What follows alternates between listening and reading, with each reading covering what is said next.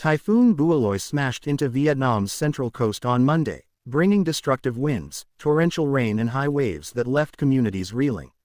Authorities say 8 people have died and 17 fishermen are missing after the storm's passage. Large swaths of farmland, homes and infrastructure were damaged, and tens of thousands of residents were evacuated before the worst of the weather arrived. Bualoi, tracked for days as it crossed the western Pacific, made landfall early in the morning and quickly carved a path of destruction as it moved inland and weakened.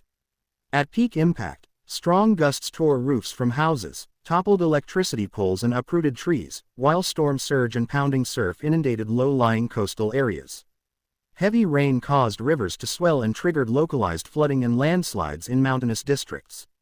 Officials mounted a major preemptive operation ahead of the storm. Authorities evacuated large numbers of people from vulnerable coastal communes and fishing villages, closed several domestic airports and ordered fishing boats to return to harbor.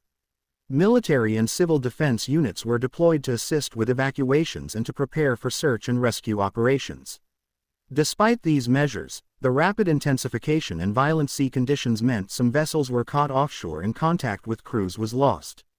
The human toll has been heartbreaking. Provincial reports indicate multiple deaths occurred when houses collapsed or when people were swept away by floodwaters. Most of the missing are fishermen believed to have been at sea when giant waves struck their boats. Rescue teams have been concentrating on searching coastal waters and inaccessible stretches of shoreline where debris and high seas complicate efforts. Beyond lives lost, the storm inflicted wide material damage. Hundreds of houses sustained partial or total damage. In some districts entire roofs were ripped away. Roads were blocked by fallen trees and debris, cutting off isolated communities and delaying relief deliveries. Electricity networks suffered substantial outages, leaving many towns without power for crucial hours after the worst winds subsided. Agricultural losses are already substantial. Hundreds of hectares of rice paddies and other crops were submerged or destroyed, threatening the livelihoods of smallholder farmers during a critical season. Public buildings and schools also reported damage, and local authorities have begun inspecting critical infrastructure, dams, bridges and coastal defenses, for cracks and weaknesses exposed by the storm. In some industrial zones, disruptions to transport and temporary shutdowns were reported as firms assessed safety risks and damage to property and equipment. In the immediate aftermath, priority tasks for responders include locating the missing fishermen, restoring access to cut-off communities, re-establishing power and communications, and delivering food, clean water and emergency shelter to displaced families.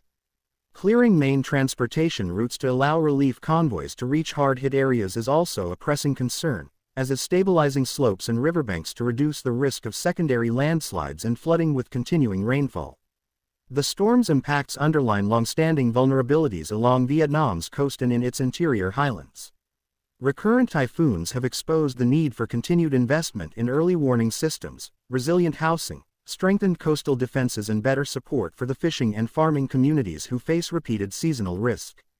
Local officials have pledged to accelerate recovery work and to support affected households as damage assessments are completed and repair needs are prioritized.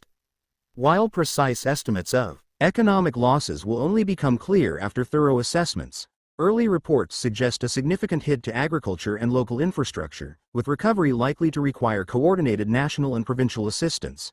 Search and rescue operations remain active, and authorities continue to appeal for reports of missing persons and for anyone with information about boats at sea to come forward. This storm is a stark reminder of the destructive power of tropical cyclones in the region. As emergency crews and communities begin the long job of recovery, attention will turn to both immediate humanitarian needs and to longer-term steps that can reduce risk and build greater resilience against the next storm.